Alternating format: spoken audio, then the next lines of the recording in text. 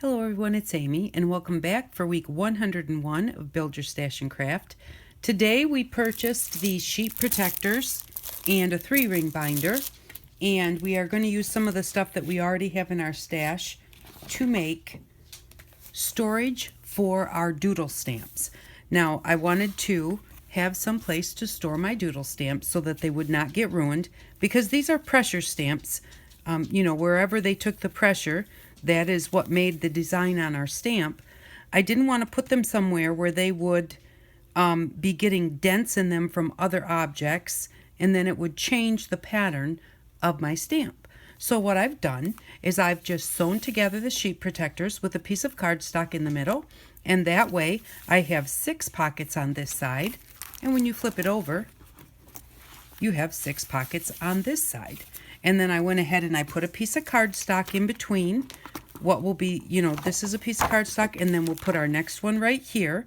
And I used that cardstock to put my pictures on, and these are the ones that we stamped when we made our doodle stamps. And I just cut them out and stuck them on here. But that way, you know what they look like, because your doodle stamps, sometimes they're hard to,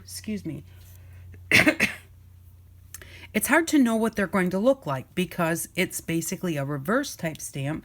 And so I wanted to have the pictures here to look at to see what they're going to look like when I stamp them. And I wanted this piece of cardstock in between each layer so that when I put in my next stamps, there's not going to be anything from that pressing on the one next to it. And so let's say the next one is a circle that's going to be over here, in this one over here. And let's say it's a circle. Well, if that circle is sitting there and they're being pressed together, that could make dents on this stamp. So that's what I put the cardstock in between there for. And with the rest of them, when I do them, when I test them, I'll test them right on this cardstock. But I figured there was no use in redoing these when I already had them stamped out, so I just taped those on. But the next ones, I'll just stamp them right on here and then put them in their pocket, and then I'll know what they look like when I stamp them. So I'm going to show you how to do it. It's not hard at all. It is time consuming a little bit, but storage is so important. I just have a phone book here just to give me something to press into. I have my scissors, and I have my pokey tool, a ruler, and my pencil. And so what I did was I just went ahead and I measured my paper at 4 1/4 inches, because that's just my halfway point. So I've got one, and I'll put another, and then I have another here. So I'm going to just draw a line there. I want these lines so that I know exactly where to poke my holes and I can sew a straight line, because otherwise I wouldn't be able to sew straight. And then up and down, I went ahead and I made a mark at 3 1/2 inches and at 7 inches. And then I left the remaining 4 inches at the bottom. So we're going to have 2 pockets that are 3 1/2 and 1 pocket that is 4 1/2. So I'm going to do that one more time. 3 1/2 inches, 7 inches. I've already got 2 marks on there. I always like to make 3 marks so that you can make sure that you're straight. I'm going to draw a line.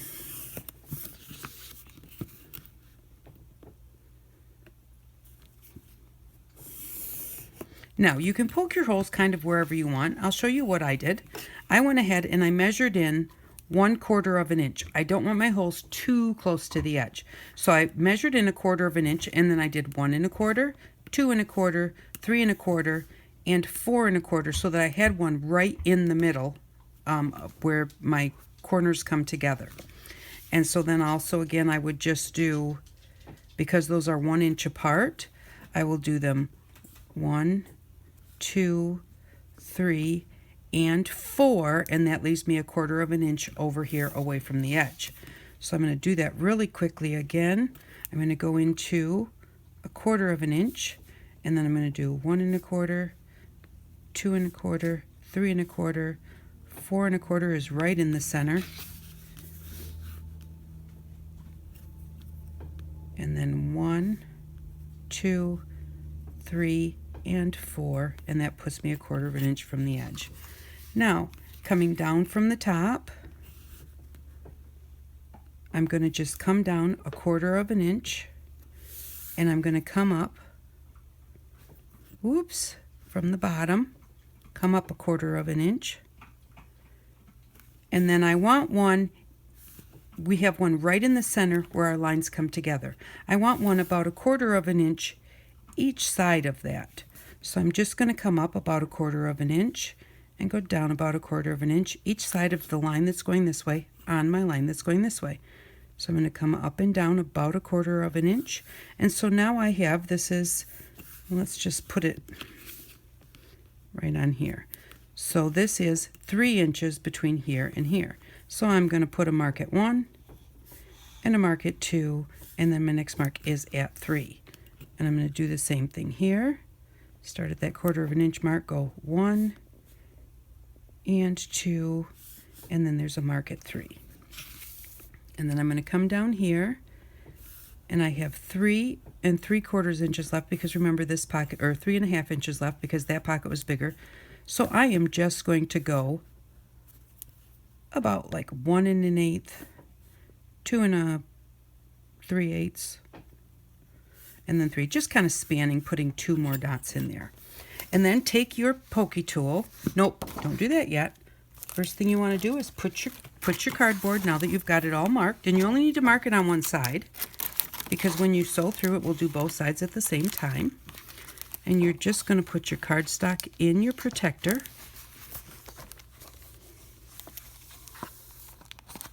And you're going to poke holes on those spots. So just line your line up with the crease in your foam book, so it just gives your pokey tool a spot to poke into. So I'm going to poke one in there, and one here,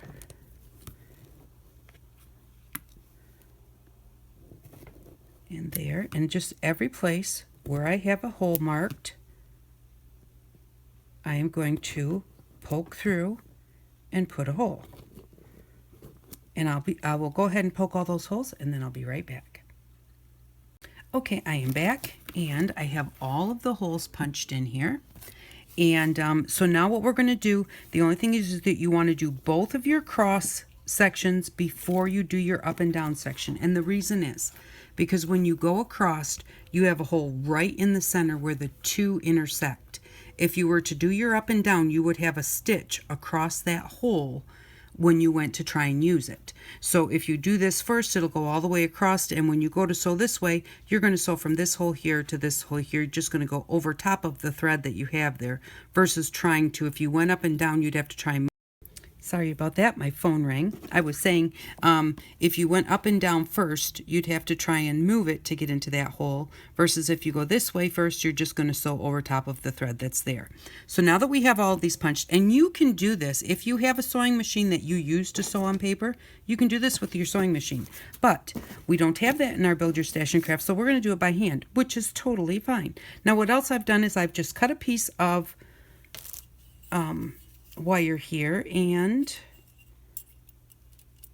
it's just over 3 inches long. It doesn't matter what the length is. And then what you're going to do is you're going to fold it in half. You want to try and make sure that you get both ends of that wire lined up with each other, because you don't want to have to deal with two different lengths when you're trying to push it through your paper. And then you're just going to squeeze it together. I had a piece of I have my pliers here, but I put them away. We're just going to squeeze it together.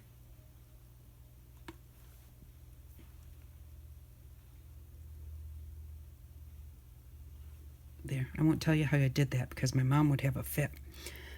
You squeeze it together so that you've just got a little spot here to fit your string into, and then that's our needle.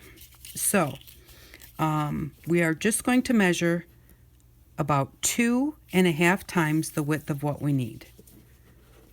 And that's a little bit more than what we need, but it makes it easier to tie your knot at the end, and I just prefer to do it that way. So then you're just going to take your thread, put it between the two wires, and pull it down to the bottom. And then you're just going to start sewing. I always start, it doesn't matter which way you start from. I always start from the top and go down so that I have a little piece of thread left here on the top for tying at the end when we're done. So I'm going to pull this through, and I'm just going to leave about 3 inches or so on the end. And then I'm just going to turn it over and go into the next hole. Now we're going to go all the way across, and then we're going to turn around and we're going to come back.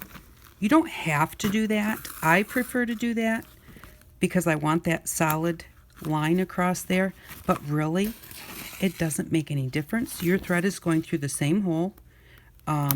So for me, it's more for looks than it is for security, because it's really going to be just as secure, I think, if you go across.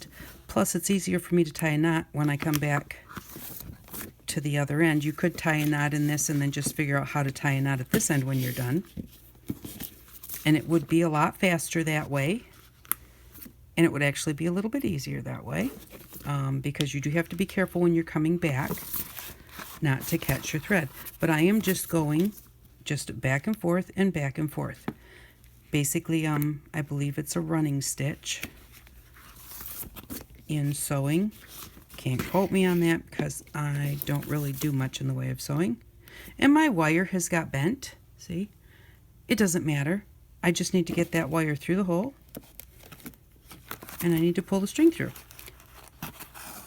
So there we go. Now what I'm going to do is I'm going to turn around and go back. Now here's the only place where it gets a little bit tricky, is you're going to go through the same hole. So you want to move your string over, because you, especially since you have those two wires there, you don't want to catch the string. So you want to kind of move the string over before you put your wire through so that you do not catch the thread that you've already got there.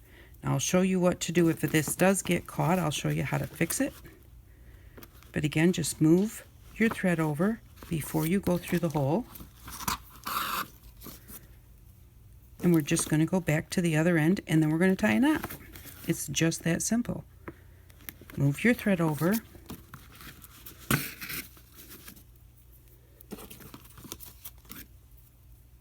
Until you get all the way to the other end. Now, when we're done with this, we're going to do our other one straight across, just exactly the same way, and then we'll do the up and down one just exactly the same way, and then we'll be done. Well, pulled it off of my wire, so I'm just going to, I don't try and thread this through the little kind of loop at the bottom. I just separate the two wires and slide it down between them. It's a whole lot easier, especially since the end of this string starts to get a little fray after you've been going back and forth and back and forth. So hold your wires together and move that thread out of the way. Okay, I just caught that piece of thread right there. It pulled on this one down here. This is how you're going to fix it. You don't have to take it back out. Take your needle off. Since it's a folded needle, you can do that. And then I'm going to pull on this tail down here to tighten that one back up again. And then I'm just going to take this one and I'm going to pull it out.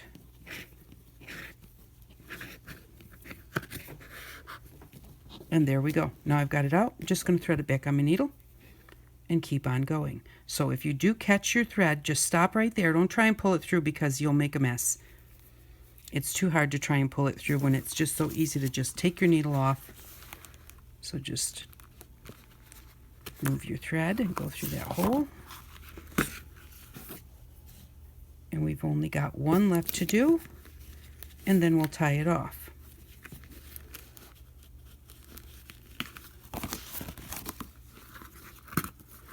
And so there we go. Now we've made it all the way across. And now we're just going to tie it. And you don't want to, bunch up your cardstock or your file folder, but you want that knot to be nice and tight, mostly just so that it looks good. Because this isn't really going to go anywhere once you get a knot in there, even if it's loose. And there we go. Oliver, don't start. And there we go. And then I just trim this off. I leave about 1/4 of an inch or so. And that's all there is to it. Now we're going to sew here and sew here, and then I'll show you how to just open up your pockets. Be back in just a minute.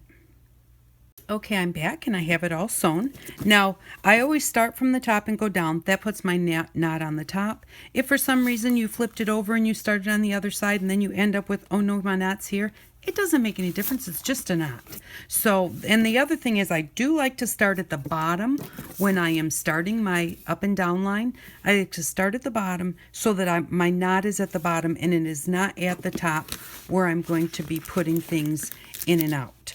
So just, and really, the little tails are so short, it wouldn't really be in the way anyways. So I'm going to show you how to open these up, which is really just simple. You're going to take your X-Acto knife. Now you do not want to cut your cardstock because your cardstock, the solid piece of this cardstock, is what helps keep this whole thing solid.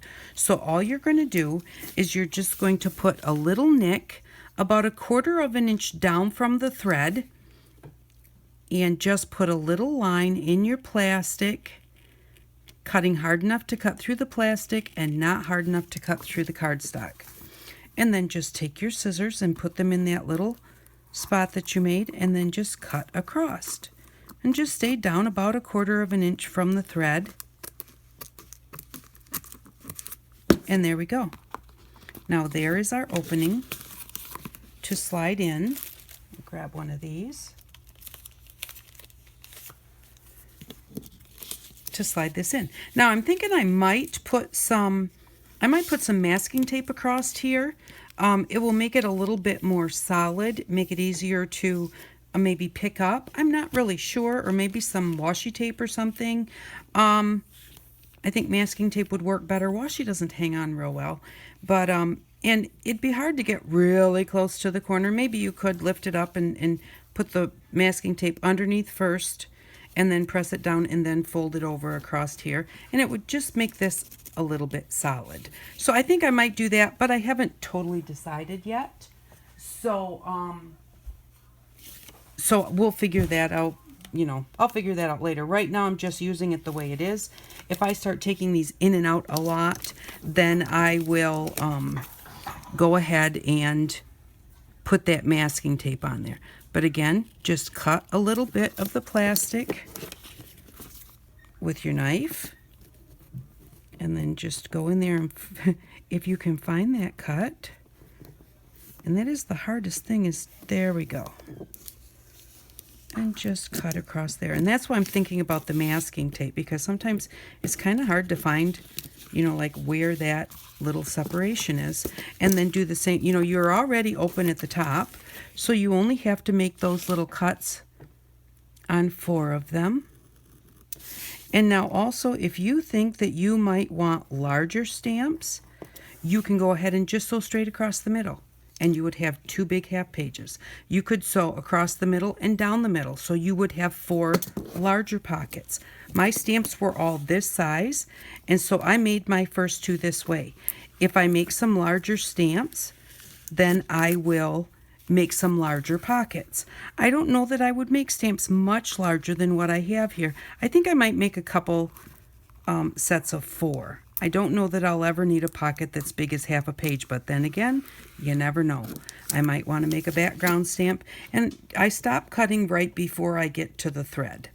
So, you know, so that just kind of stops right there. So now we have our pockets there, and that's just going to go in our book. I still have 4 pockets here. I'm going to move that piece of cardstock over and put this one in here. Just a couple of suggestions. Whenever I do storage like this, now this one is going to probably have room. I would say that I could fit probably at least 6 of those in here.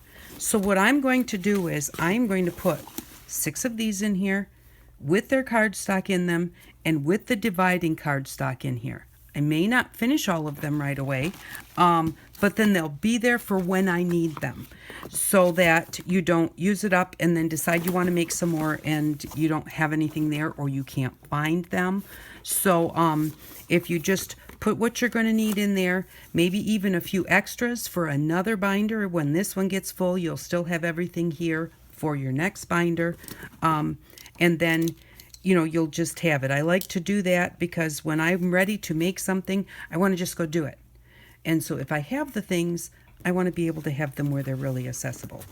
But this is our storage for our doodle stamps. This keeps them safe. It keeps them from getting dings and dents in them. Makes it really easy to see them. And the nice thing is you can see what they look like when you stamp them, because sometimes it's hard to remember what they actually look like. So I hope that you enjoyed this video, and I am going to be back in just 1 second to show you what we need for next week.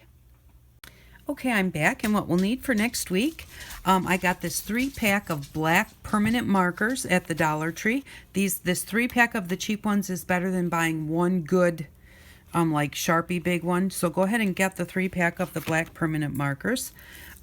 Grinders, rock salt. This one says it's sea salt, but it doesn't matter, any kind of rock salt. I got this at the Dollar Tree for $1. Some a palette of watercolor paints, and this is just a kid set from the Dollar Tree. Some black and white stickers, and we're looking for the black and white stickers. So if you can't find any, you could replace them with something else, or we can do some black and white doodling, because that's kind of the gist of part of this project. So, and then this is paint and marker paper, and this is also from the Dollar Tree, and this is just a paper. It's not a watercolor paper, but at least it holds up halfway decent to the water, because regular paper does not hold up to how much water you use when you do watercolors. So let's see, we have 1, 2, 3, 5 things for next week, so we won't be putting anything in our bank. And I hope that you liked today's project. I always like to have some place to store my things, and I like the way that this turned out. So thank you very much for watching. I really do appreciate it, and I hope that you all have an outstanding day. Bye-bye.